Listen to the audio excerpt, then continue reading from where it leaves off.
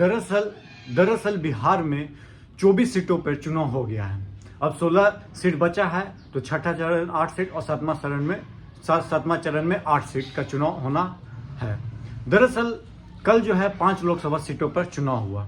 दरअसल मैं बता दूं, सबसे पहले मुजफ्फरपुर, सीतामढ़ी, हाजीपुर, सारण, मधुबनी, और सबसे ज़्यादा परसेंटेज ऑफ वोट कहीं पड़ा है तो वो है मुजफ्फरपुर में। मुजफ्फरपुर के लीची बड़ी फेमस बा, सभी लोग जानत हुई।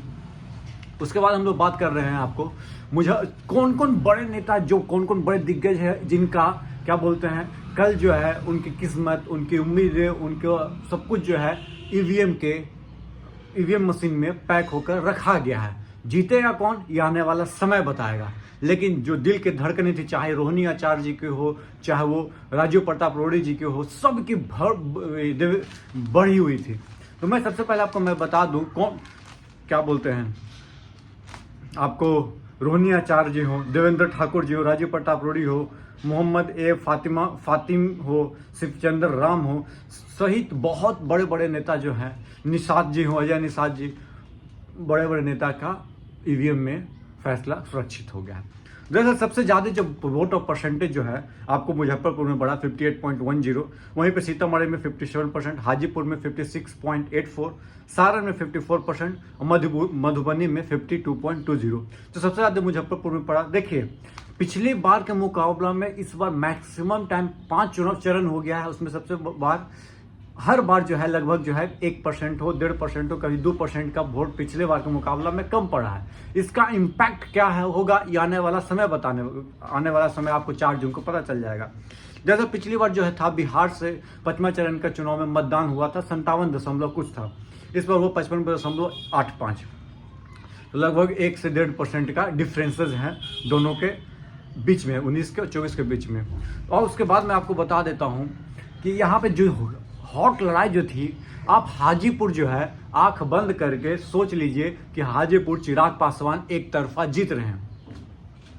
बाकायदा पिछली बार भी उनको जो जिनसे जो लड़ाई है वो पिछली बार भी थे, लेकिन इस बार जो है आपको हाजीपुर में जो क्रेज देखने को मिलता है और जो मिला है उसका कोई दोहराए नहीं है। तो हाजीपुर सीट आपको निकल रहा है एनडीए के खाते में। सीतामढ़ी की बात करें तो सीतामढ़ी भी आगे न पीछे करके थोड़ा बहुत ऊपर नीचे कर सकते हैं, लेकिन ये सीट भी आपको रुकने वाला नहीं है, आपको ये सीट भी बीजेपी के खाते में जाता हुआ दिख रहा है। बात देखिए 4 सीट है जो कि आपको बीजेपी के 5 में से 3 सीट बीजेपी लेके जा रही है। 2 सीट में फाइट है। फाइट इसलिए है कि देखिए सबसे पहले बता दें, मुजफ्फरपुर में जो सिटिंग सांसद है उनका सीट टिकट काट दिया गया, वो कांग्रेस में चले गए। उसके बाद कांग्रेस जो है उनको टिकट दी अजय साहब को, और हो सकता है कि वो जीत जाए, लेकिन जिस तरह से प्रचार प्रसार करना चाहिए था कांग्रेस वालों को या आरजेडी वालों को, जिस क्या बोलते हैं इंटेंशन की, जो एनर्जी के साथ मुजफ्फरपुर में, वो एनर्जी मुजफ्फरपुर में नहीं दिखी। तो मुजफ्फरपुर में और हारेंगे तो इसका रीजन एक कारण ये भी हो सकता है कि वो इंटेंसिटीज के साथ प्रचार प्रसार नहीं हुआ अजय निषाद के लिए। तो अजय निषाद की यहाँ पे टक्कर है अपने वर्चस्व को बचाने की। अब बात करते हैं सारण में देखिए सर, राजीव प्रताप रूडी का बहुत अच्छा पकड़ है। 10 साल से लगातार आपको बोलते हैं सांसद भी हैं, और उनके साथ थे चंद्रिका राय, दरोगा प्रसाद जी के लड़के बोल सकते हैं, और लालू यादव से 36 का आंकड़ा, क्योंकि उनकी बहू को वहाँ से निकाल दिया गया था, आपको पता होगा ऐश्वर्या को, और उनका तलाक भी हो गया। ये वो दिस दैट जो भी है चल रहा है कि ऐसा तलाक हो गया होगा। तो दिक्कत वहाँ नहीं हुई, दिक्कत ये हुई कि दोनों को साथ आने से आरजेडी के कुछ समर्थक जो है इधर भी, या मुस्लिम यादव का जो कॉम्बिनेशन है वहाँ पे सबसे अति पिछड़ा का 5% जो वोट है ना, वो डिसाइडिंग फैक्टर हो जा रहा है सारण में। अब 5% का अति पिछड़ा वोट किसको जाता है, राजीव प्रताप रूडी जी को जाएगा या रोहिणी आचार्य जी को जाएगा। रोहिणी आचार्य जी का जो क्या बोलते हैं इमेज जो है बनाने की इस तरह से कोशिश की गई कि भाई जो है बेटी जिन्होंने किडनी दान की अपने पिता के लिए, समझिए इतनी बड़ी क्या बोलते हैं दानवीर को आप वोट दीजिए। बिल्कुल इतनी अच्छी बेटी को वोट कौन न देना चाहेगा, इसलिए इनका इमेज एक इस तरफ को बनाया गया।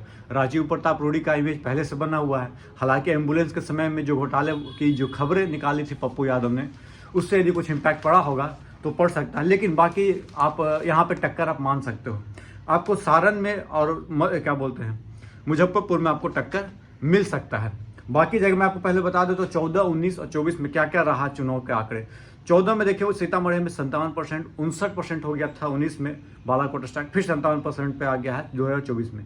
वहीं पे क्या बोलते हैं मधुबनी की बात किया जाए तो 52%, 52.86% 14 में, 53.72% 19 में और 52% है 24 में। मुजफ्फरपुर में 61, 61, 58, आज 3% कम हुआ है वोट। काहे कम हुआ है ये आप लोग समझ सकते हैं। सारण में 56, 56, 54, 2% कम हुआ है सारण में भी, 14, 19 सिमल्टेनियसली 24। और हाजीपुर की बात किया जाए तो 54%, 55%, 56%, मतलब 2% बढ़ गया है। तो समझ सकते हो इनका क्रेज जो है किस लेवल पे क्या बोलते चिराग पासवान का है। और हालांकि अब मैं आपको बता दूं कि यहाँ से जो सिटिंग MP थे उनका तो टिकट काट दिया गया इनके चाचा जी का।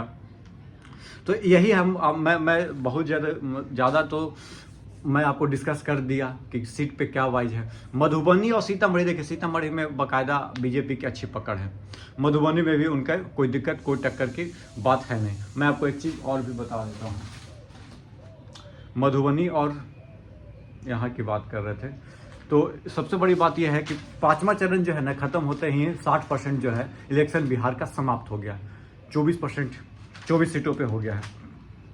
अब हम बात करेंगे अगले वीडियो में पूरे देश के बारे में, तो आप सब बने रहेगा, उसमें बिहार के कुछ पॉइंट और आपको छूटा है वो जो हम डिस्कस कर लेंगे। तब तक के लिए धन्यवाद। जय हिंद, जय भारत, जय बिहार।